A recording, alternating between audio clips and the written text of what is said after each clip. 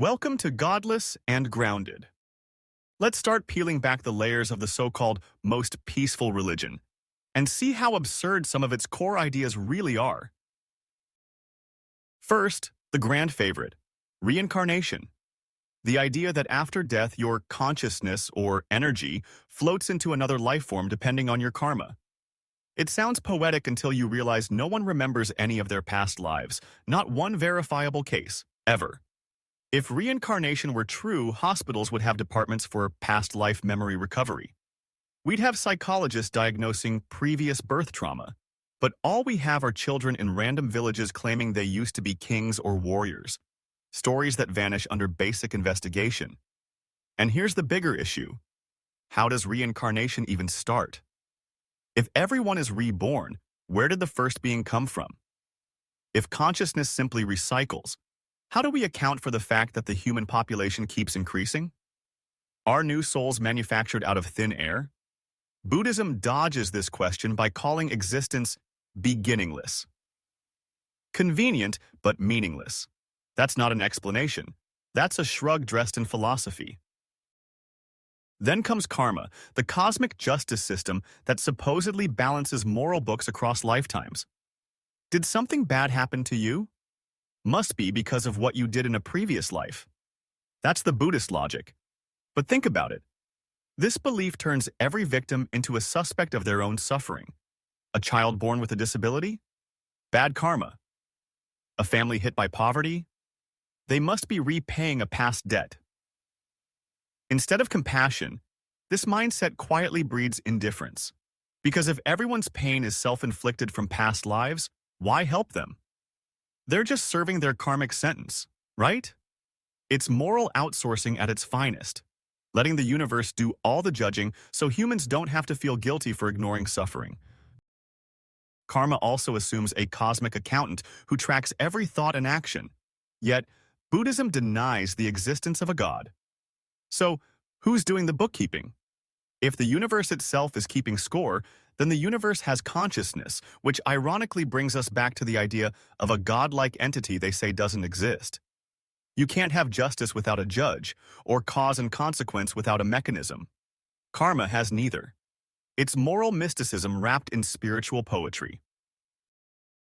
According to Buddhist cosmology, there are literally 31 planes of existence.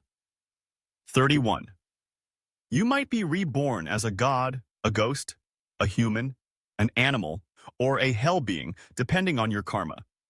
So apparently, after death, you're not judged by a deity, but by your karmic credit score. If you were good, maybe you'll become a heavenly being. If not, you could end up as a hungry ghost, wandering invisibly among humans, unable to eat or drink, eternally tormented by desire. Sounds like a bad horror movie, not Enlightenment.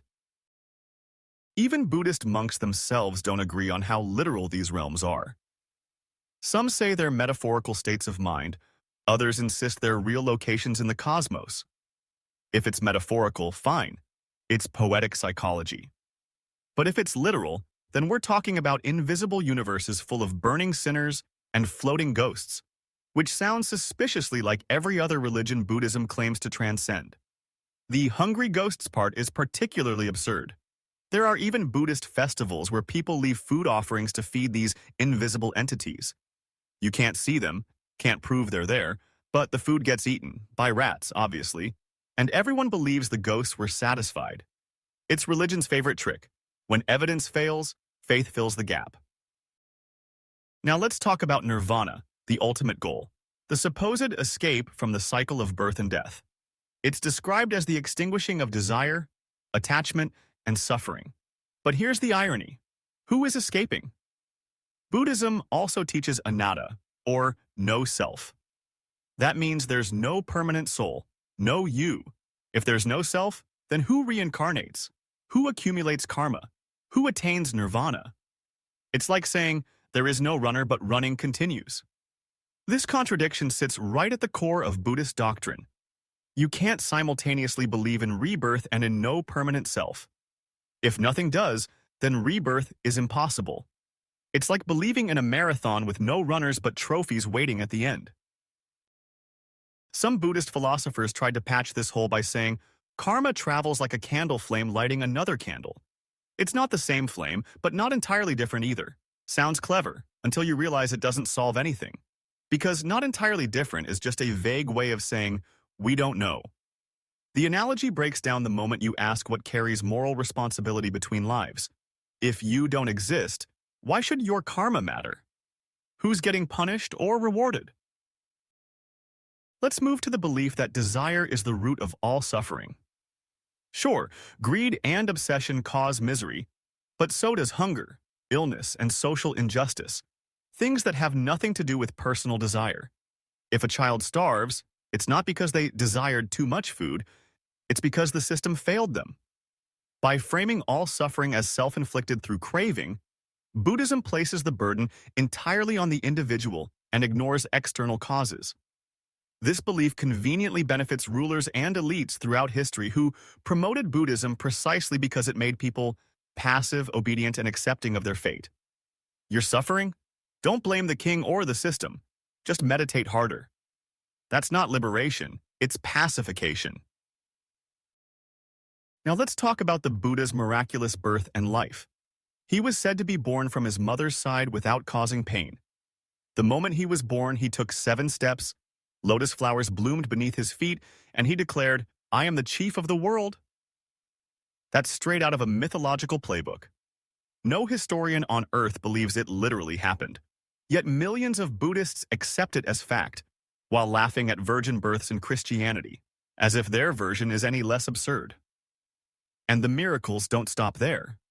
Buddha supposedly multiplied his body into thousands of forms, walked on water, and even ascended into heaven to preach to the gods. For a religion often praised for being rational, that's quite a collection of fairy tales. Even more strange is the worship of Buddha himself. The man who supposedly taught detachment and rejection of idol worship is now worshipped through millions of statues. Temples are filled with incense, chants, offerings, all directed toward the man who told his followers to seek enlightenment within, not bow to anyone. If that's not irony, I don't know what is. It's like turning a diet book into a feast. Yet, over time, people couldn't resist turning him into a godlike figure. Mahayana Buddhism even turned him into an eternal being existing across universes. It's the same pattern every religion follows. Start with a teacher, end with a deity. Then there's the belief in relics, bits of the Buddha's body, teeth, bones, ashes, scattered across temples worldwide. Every other temple claims to have the real tooth of Buddha, so apparently the man had about 50 teeth and a dozen skulls. These relics are treated like holy treasures, believed to bless people who pray before them. It's superstition wearing saffron robes. If someone kept a piece of a saint's bone and prayed to it, we'd call it medieval nonsense. But when it's done in a pagoda with calm music, suddenly it's spiritual. Let's not forget the belief that monks can gain supernatural powers, flying, telepathy, walking through walls, or knowing people's past lives. Yes, that's actually written in the ancient Buddhist texts. These are called iddhis, psychic abilities supposedly attainable through intense meditation.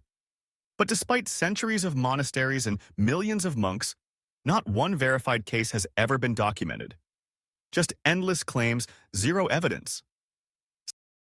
Some defenders say, those are symbolic powers. Sure, that's the modern excuse for ancient gullibility. And historically, kings and rulers use these claims to control the masses. Don't question the monk. He can read your mind. It's a spiritual version of surveillance. Now, let's talk about the idea of enlightenment itself. What is enlightenment, really? The cessation of suffering? The realization of emptiness?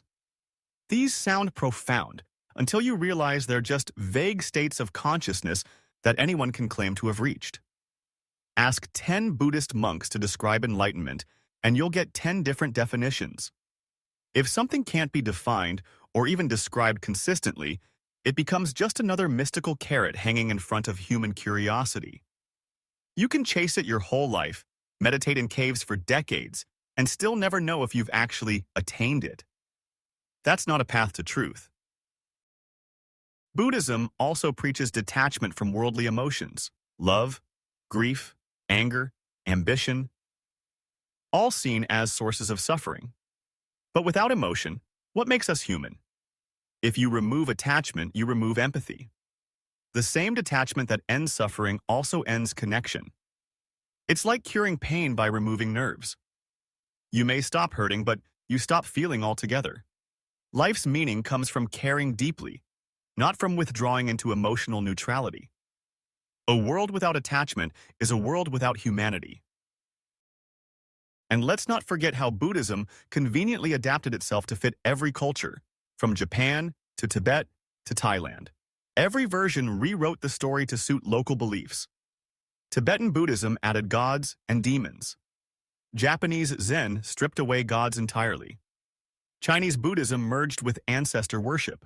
Let's continue peeling the layers off this polished illusion called Buddhism, because underneath the calm smile of the Buddha statue lies a structure built on contradictions, myths, and selective reasoning. Another deeply absurd belief in Buddhism is that all existence is suffering. The famous First Noble Truth says life itself is dukkha, suffering, dissatisfaction, frustration. Sure, life has pain, but calling existence itself suffering is not wisdom. It's pessimism dressed as enlightenment. It assumes that joy, love, beauty, and creativity are just illusions. That's not spiritual clarity. It's philosophical depression. It's one thing to acknowledge suffering, it's another to define the entire human experience by it. Imagine telling a child discovering music, love, or friendship, remember, this too is suffering. What kind of worldview turns even happiness into an illusion? This is where Buddhism subtly mirrors other religions. It starts by convincing you that the world is a trap, and then sells you the escape plan. The difference is that Christianity blames sin, Hinduism blames illusion, and Buddhism blames desire. Different languages, same message.